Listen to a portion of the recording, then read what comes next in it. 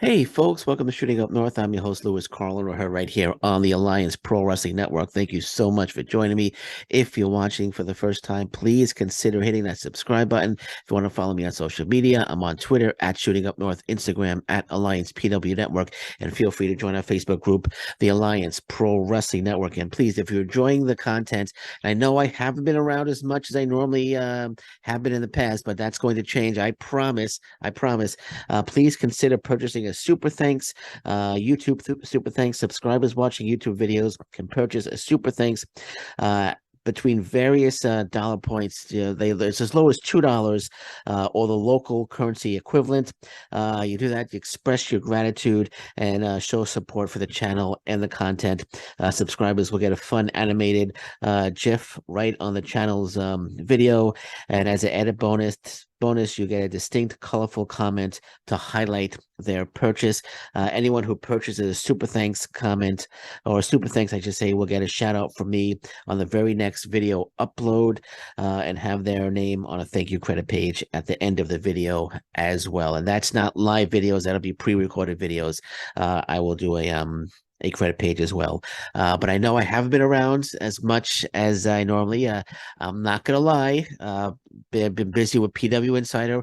A lot of articles I got up there for PW Insider. Very happy with my work. I just did an interview with Titus Alexander, West Coast Pro Heavyweight Champion Titus Alexander. Phenomenal talent, and it was a great interview, and I enjoyed doing that interview with Titus. As an interview that's up right now, I did an interview with Brian Hebner. I head over to pwmania.com. I did an interview with Brian Hebner as well. So lots of great stuff happening at PW Mania that I'm very proud of. But I'm not gonna neglect this channel. Right, I promise you, I'm not gonna neglect this channel. You guys mean a lot to me, and I'm gonna do as much as I can to keep this show on this channel, I should say. I know last week, the last 2 weeks, I kind of took a little break. My brain was a little fried with work, with family, with the podcast, with PW Mania. So I just took a little bit of a break, but I'm back. I'm back. And let's get to it. Let's get to it. Well, what's today's date? Today is November 13th. Today is November 13th. And I think it's no, so 1 month and 47 days from that. Oh, sorry, 1 month and hold on. What 1 month and 27 days from 1 month and 17 days from now. I'm sorry, I'm just figuring out the see, my brain is fried. Just figuring out the math in my head. One month and 17 days from now, Deanna Peraza's contract is up. What's going on with that? I'm very, very nervous. I'm very nervous. I'm very nervous that they haven't announced that they're even trying to negotiate. Well, maybe they want to keep it, private or whatever. But there's been no talk of Peraza, negotiating for a new deal. I know there was some talk in September, but I haven't really heard anything since. Contract is up at the end of this year. Man, they can't let Deanna Peraza go. If they let her go, that'll be a humongous mistake. If they let Deanna Peraza get away, if they let her slip through their fingers, they have to sign Deanna Peraza. And every day that goes by, I'm on the internet. I'm checking. Is today the day they announced the contract, re-signing of Deanna Peraza, the contract extension? Is today the day? And it hasn't happened yet. The Impact Wrestling cannot let Deanna Peraza get away. Plain and simple. They can't let her get away. And that's all I'm going to say on that. It's November 13th. Our contract is up at the end of this year. I think it's December 31st. So you got 1 month, 17 days to go. Come on, Impact. Don't screw around here. Don't screw around here. Let's get Deanna Peraza all wrapped up for another 2 or 3 years. All right. Speaking of wrapping somebody up, Nick Aldis. Nick Aldis, a free agent now. Well, I don't know if he's officially free agent. I think he becomes a free agent at the end of the year. I don't know if Billy Corgan has released him from his contract, but nonetheless, Impact Wrestling should consider bringing Nick Aldis back in. I know he was at I think it was Slammiversary. He was teaming with was it Slammiversary? with Mickey James. I think it was Slammiversary with Mickey James, and I wouldn't be opposed for Nick Aldis to come back into Impact Wrestling. You could think, oh, he's gonna go to AEW, he's gonna go to WWE, but he's gonna get lost in the shuffle there. If he goes to AEW, he'll be like the debut of the week, and he'll show up, and then maybe have one match the next week, and then that's it. He'll fall behind. He'll fall back in line behind John Moxley and everybody else. And WWE, I don't know. Is he a fit in the WWE? Would Triple H be interested in bringing Nick Aldis in? I mean, what would Nick Aldis do in what would Nick Aldis do? Well, you think of AEW. No. No. If he went to AEW, he would get lost in the shuffle there. He would get lost. I was thinking the Blackpool, what's it, the Blackpool Fight Club, whatever it's called. Maybe they could put him in there. But I don't know. I think the best fit for Nick Aldis right now is Impact Wrestling. You could think MLW possibly, but I think the best fit, especially with Mickey James in Impact Wrestling. I know Nick Aldis saying that Billy Corgan disrespected Mickey James. That's why he's upset, and it's his wife. I'd be upset too if someone disrespected my wife. But Mickey James is well respected in Impact Wrestling, right? Well respected in Impact Wrestling. I think Nick Aldis coming in could be a great addition to Impact Wrestling. I mean, he could come right in and start feuding after the Moose Bully Ray feud, mini feud is done. Aldis could come in and feud with Moose. He could feud with Steve Macklin. There's a lot of possibilities there for Nick Aldis, and I'd be all for Nick Aldis coming back to Impact Wrestling. Does he want to come back to Impact Wrestling? I don't know. Only Nick Aldis knows.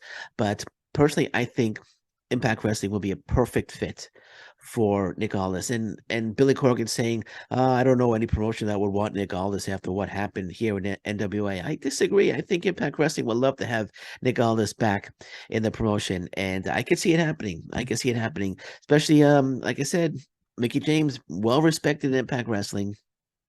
I'm sure Nick Aldis is well aware of that. And again, I'd love to see Nick Aldis back in Impact. Nick Aldis challenging Josh Alexander for the Impact Wrestling World Title would be that's a good match right there. That's a good little feud right there. So there's quite a bit of possibilities for Nick Aldis in Impact Wrestling, and I'd love to see him come back in Impact Wrestling. Leaving Impact Wrestling, Chelsea Green. Now, I was a little upset. I don't like the way that they filmed Chelsea Green leaving. Chelsea Green losing to Mickey James. They did a little segments. Deonna Purrazzo chasing her. Chelsea Green leaving the arena. Purrazzo chasing after her and saying, "Where are you going? What's going on?" She's like, "I should have ended her career. I should have ended." Chelsea Green saying, "I should have ended Mickey James' career, but I didn't." And now that's it. And she starts leaving, and Deonna Purrazzo's like, "Well, where are you going?" And she's like, "I'm going home. I'm going home, Deonna." And she walks away. I didn't like the way they did it, only because when she says she's going home, it's insinuating that home is the WWE. That's what I don't like. You're in Impact Wrestling, so Impact Wrestling wasn't home for Chelsea Green. But the WWE is. She says she's going home, and now she shows up in the WWE, say next week. So that was home. WWE was home. You're going home to the WWE, and Impact Wrestling films a segment like that on their television program. No, of course she could have just meant that she's going home, but a lot of people are gonna watch that, and and if she shows up in WWE, which is highly likely she's gonna show up in WWE. And she says that on Impact Wrestling that she's leaving, that she's going home.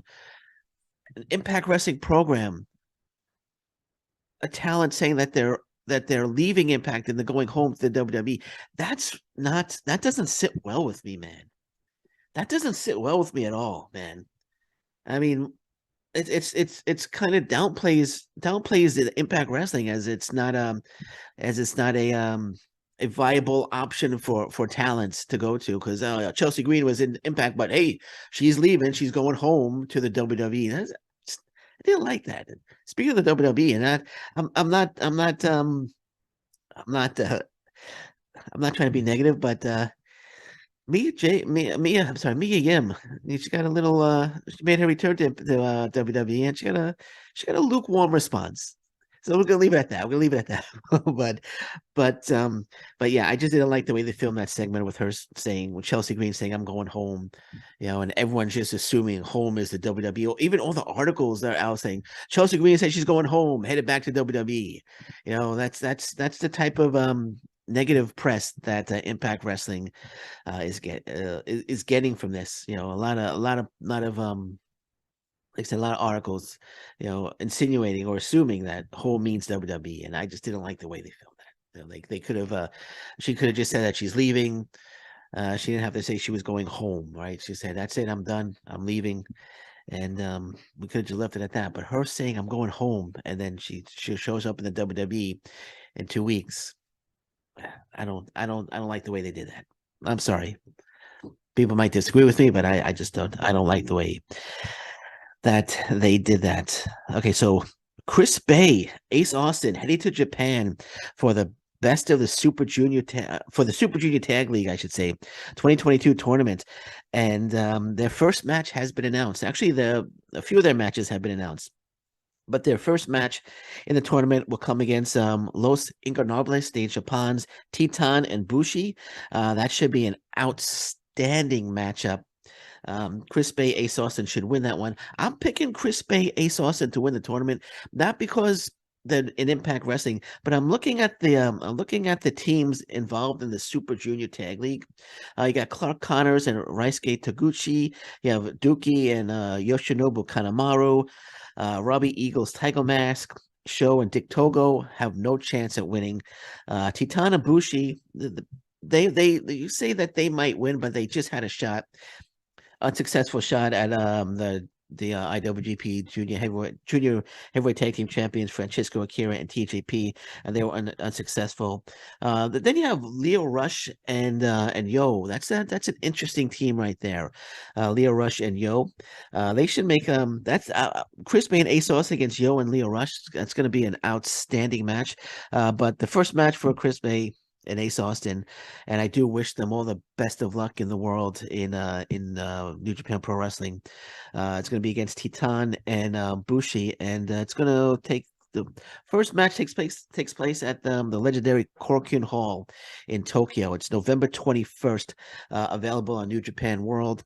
I can't wait for that. I can't wait to see him. I know during the Best of the Super Juniors, um, Ace Austin really had a successful run in New Japan Pro Wrestling during the Super Junior tournament, and I have no doubt that Ace Austin and Chris Bay are going to have an absolutely phenomenally successful run representing the Bullet Club.